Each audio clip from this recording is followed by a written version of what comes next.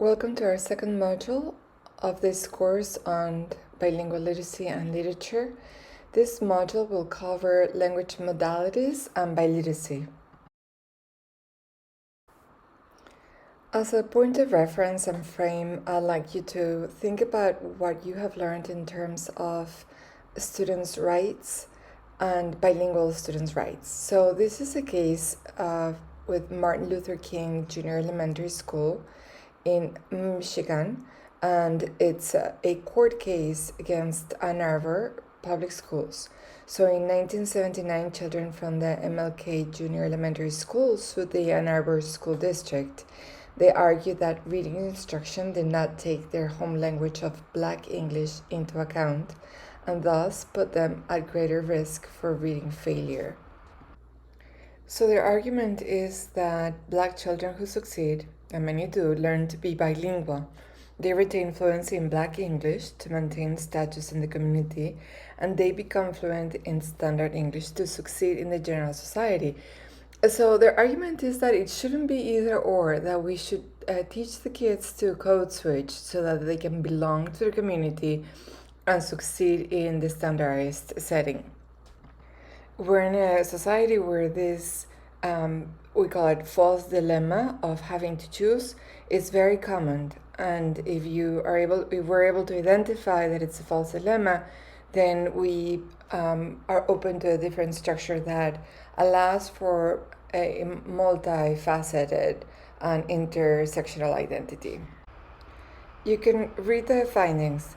The families won the case, and schools had to train teachers to help students code switch. So, having said that, we come into our theme of multiliteracies in a bilingual setting. The objectives for this session will be three: to strengthen our understanding of the multimodal dimensions of literacy, develop or strengthen our automated tendency to foster literacy opportunities during instruction in multiple literacy modalities, and finally acquire an understanding of the general differences between reading and writing in Spanish and oracy in general in English and Spanish. So we've come a long way from this reduced perspective of literacy as the ability to use a specific cognitive section in the brain. We know now that it's much more than that we recycle aspects of the brain, and there's connections that go beyond the physiology of reading.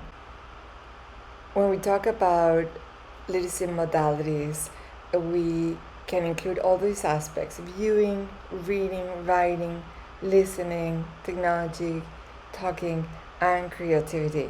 And creativity is many times left out because we don't have time for it. We consider it outside of the standards. However, it's the key for literacy development. For instance, a story in literacy, if we are not being creative and fostering creativity, we cannot visualize and imagine the setting, therefore we cannot follow the plot. So as we go beyond the Chomsky concept of brain literacy device, we understand now the knowledge, we see literacy within the knowledge process. And we know that for effective literacy, we need to experience, analyze, apply, and conceptualize. The experiencing implies background knowledge. So we have a connection prior to the reading or the story. And then we analyze, we take things apart, we stop and reflect if it's an oral story or a conversation, or we take the test apart. We apply, we make specific connections to situations, and then we conceptualize. We go from the induction to the deduction and back to induction. So we apply the different principles to other settings, other stories, etc. This is a specific example from science. This is a Science Education Association. So they go from this background, offering background information, experiencing something specifically in science, for example, to then analyze it, comparing, seeing different situations, different life cycles, to reading more about it, going that +1, to applying it by developing and designing based on what they read and learned. So that's where the creativity come into play. And then there is this natural tendency to develop more questions and more areas of inquiry, etc. Of course, this within the context of discussion, which is another modality of literacy, oracy. This fits in beautifully with what we already know from Kathy Escamilla and what you read in this week's reading. That literacy is biographical, and the background knowledge and that connection is key. So as you can see here in their diagram, they have the elements for reading, from the phonemic awareness all the way to fluency, etc. And then they have, of course, the specific 4 typical modalities: reading, writing, listening, and speaking. And then they include this cognitive aspect, academic and linguistic, with sociocultural in the heart. So that is the factor that brings everything together, and therefore this experiencing, analyzing, applying, and conceptualizing within creativity, it's extremely important in literature and literacy. I thought I should give you an example, and I'm using an example from my own life. So the other day, my Mark asked me, what books did your mom read to you when you were little? And I said, she never read book to us, maybe just a few. She made stories for us that she repeated to us every night, and every night she would, and we would all together expand to an additional setting or an additional character or a twist in the story. But she made very clear that there was a beginning, a middle, an end, the setting, the characters. And this, I used the 3 oranges because she created a story about 3 oranges, from really just a snack into a bedtime story. So stories is one of the most important modalities in literacy and literature, because it's our original humanity medium for literacy and literature. An example that your reading offers is the Llorona, which is a story that we were told every night when we would go camping in an area where there was a creek, a river. And the story was passed on from generation to generation, and it got to me. So it is part of the legend from some of the regions in Mexico. So it's really beautiful to see how when we foster literature, we're really fostering an ancient tradition that unites different cultures and peoples around the world, because the concepts are very much the same. Here's an example from one of my classes. As a social studies teacher, I was teaching the independence, the story of, well, I call it story because I always start with stories in my history classes. In the first stage of exploring the theme, I would start with the essential question: is independence good or bad? And we, of course, the initial discussion was always it's good. However, when we started talking about independence in the family and what it implies to the young adult to become independent, as you can see in this picture, we see that there's pros and cons and difficulties. It's always wanted, but it takes sacrifice.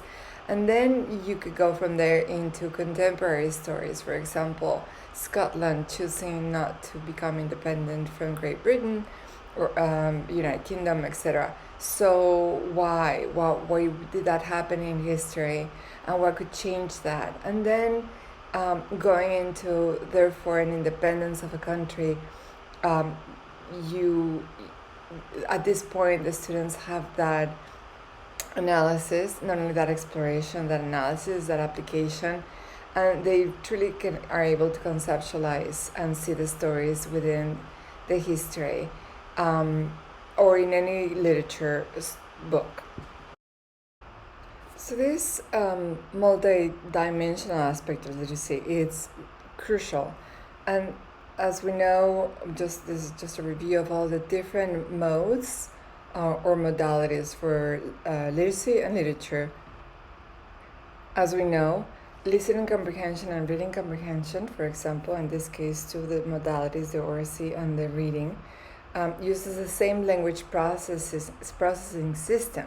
So they both use phonological awareness, context, meaning, and metalinguistic awareness. So as we're using other modalities, not only reading and writing, really developing literacy as well as much, and this proves it. The only one aspect that is not developed while you use other modalities that are not specifically reading and writing is the orthographic mapping. So it's very important to keep in mind, as long as we cover the orthographic mapping for reading and writing, in all the other modalities of literacy and literature, we are really developing both literacy and literature.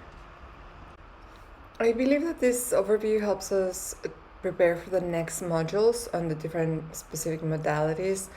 Here, for example, we will cover, I believe, module 6, reading, and we remember that the science of reading, it's a corpus of objective investigation and accumulation of reliable evidence about how humans learn to read.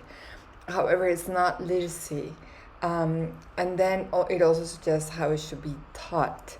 But it will always be partial if we don't cover the other modalities, simply because we wouldn't truly be adapting to how the human brain works, because we're recycling areas of the brain for reading, for that orthographical mapping.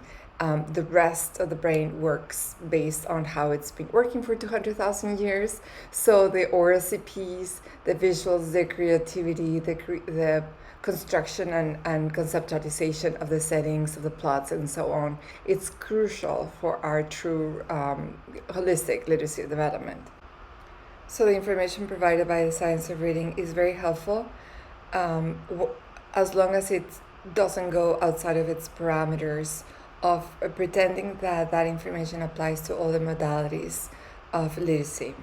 For example, here it's stating that students who learn through phonics recognize words because they map them, and the holistic aspect of or understanding of literacy is that they recognize them because they have this background understanding. They've experienced, they've analyzed, they have applied and conceptualized. And they're also saying that vocabulary knowledge is helpful. The warning here, understanding the holistic dimensions of literacy and literature, is that vocabulary knowledge is essential. Here's a summary supporting the multi-dimension of literacy. The science of reading informs about the need for decoding as a step toward meaning making. However, decoding is not only or even the most important element for meaning making. And also the science of reading makes little emphasis on oracy and almost no connection to writing, which it's an issue when, now that we understand the cognitive background of knowledge building. We remember from our last module this study about the students who were not as good decoding but had better background information on baseball, and so who succeeded in reading even better than those who were better at decoding. And when I say background knowledge, let's think of the 4 elements of this. First of all, experiencing. They experienced baseball before reading about it. And then as well, they analyzed it. They had opportunities to discuss it among others who were fans of their families, etc. And they applied it. They probably try things. They compare things. And they conceptualize. They learn to see how a specific movement would lead the same result in other settings and so on. So background it's complex, is this knowledge foundation, and is critical that and can be developed through every single modality of literacy. Plus is a foundational piece for literature, not only reading but enjoyment. Therefore, when we plan our lessons for and there's a demand for reading and listening comprehension. After we plan, we should always ask ourselves these 4 questions, or I suggest that we ask ourselves these questions. Did I use any prior background knowledge? Did I build from there to connect it to instructional targets? And then did I give ample, sorry for the typo, opportunities to use new vocabulary, and in which modality? What we have said so far, it's good practice for all students, but especially for bilingual learners. So let's see what would be different for bilingual learners. There's 3 propositions, as I have explained before, and now that we have more data and more research, we know that the adaptations should be significant. We need to develop background knowledge and use meaningful topics, and in addition to the use of the first language, and teach or give opportunities for metalinguistic skills and development. And since I reached my maximum amount of time that I have as my own personal goal in these e-lectures, I will cover more specifics about the differences in teaching reading and writing and literacy in Spanish and English in Module 6 when we go into reading, and then Module 7 into writing. So we can pause and reflect about these objectives. Did we strengthen our understanding of the multi-modal dimensions of literacy? And are we developing this automated tendency to foster literacy opportunities during instruction using diverse modalities? I hope the answer is yes. Thank you very much, and I look forward to the next module and to reading your discussions. Please let me know if there's anything I can do for you in the meantime.